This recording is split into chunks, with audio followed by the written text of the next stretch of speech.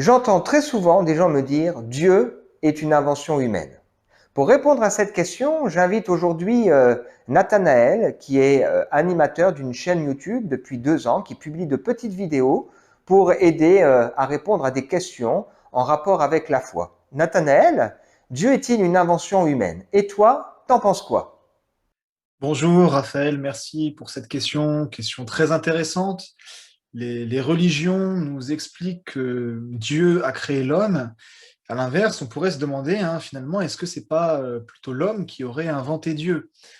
C'est là notamment ce que proposait Feuerbach ou encore Freud, en disant, pour faire simple, que le concept, l'idée de Dieu, en fait, serait une invention de l'homme, serait le résultat d'une projection d'un désir de l'homme. C'est parce que l'homme a ce désir, soit donc de la figure du père chez Freud, soit le désir d'un amour parfait, d'une justice parfaite, d'une vérité parfaite, que, eh bien, il aurait inventé l'idée de Dieu. Alors, la remarque est intéressante, et mérite qu'on en discute et qu'on réfléchisse un petit peu alors à plusieurs choses. D'abord, on reproche souvent aux croyants de croire des choses sans forcément avoir de bonnes raisons de les croire et sans être capable d'expliquer pourquoi est-ce qu'ils les croient. Alors on pourrait eh bien, poser cette même question, d'où vient cette idée? Sur quels arguments est-ce qu'on s'appuie? Sur quelles raisons?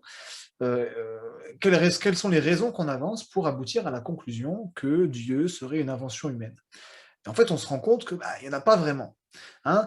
Cet athéisme-là, d'ailleurs, c'est très, flagrant dans les écrits de Freud, ce n'est pas la conclusion d'un raisonnement, ce n'est pas la conclusion d'arguments, mais c'en est en fait le présupposé. C'est parce qu'on part du principe, du présupposé que Dieu n'existe pas, et qu'on constate que la religion existe, puisque le fait religieux est universel de tout temps, dans toute culture.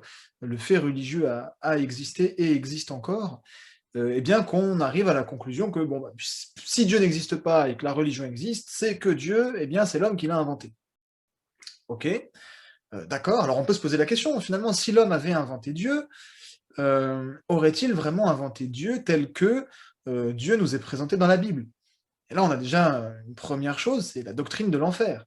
L'idée que Dieu scrute jusque nos pensées les plus secrètes et nous juge à partir de ces pensées-là jusqu'à potentiellement nous condamner à une peine éternelle, bon, c'est pas évident que l'homme aurait inventé ça, que ce soit la projection d'un désir de l'homme.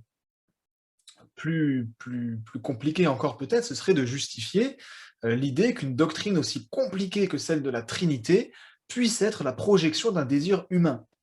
La Trinité, on a là quelque chose vraiment de contre-intuitif, pardon, euh, quelque chose que personne ne comprend parfaitement. De là à dire que c'est l'homme qui aurait inventé ça, c'est très loin d'être évident. On pourrait en plus de ça retourner en fait finalement la remarque envers l'athée, de dire que bon, tu dis que Dieu est une projection de mon désir, finalement pourquoi est-ce que ce serait pas l'athéisme qui serait la projection du désir de l'homme de s'émanciper de la figure paternelle, pour reprendre un petit peu la terminologie de Freud, d'être autonome, d'en avoir de compte à rendre à personne, euh, c'est aussi une possibilité.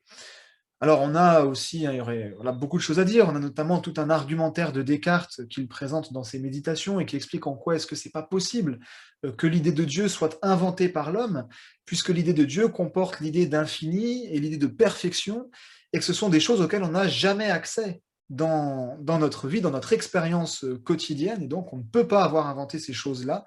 Il faut que Dieu préexiste et qu'il nous ait créés pour qu'on puisse avoir ces idées-là en tête.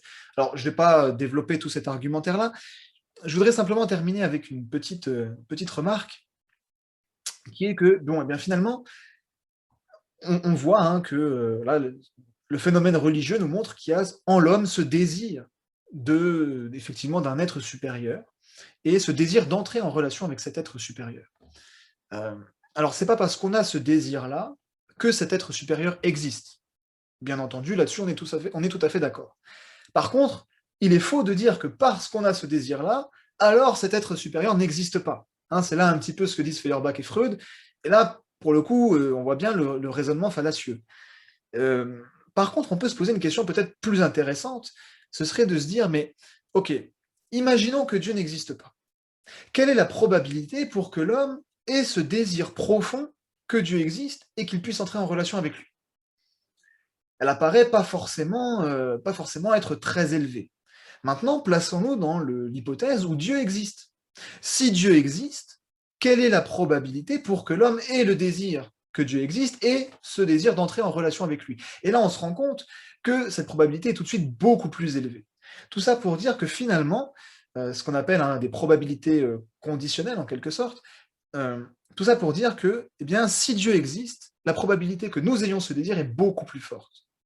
Et donc le fait que nous ayons ce désir que Dieu existe et d'entrer en relation avec lui, eh bien, semble indiquer quand même, semble être un argument, alors pas une preuve, mais euh, un argument en faveur de l'existence de Dieu.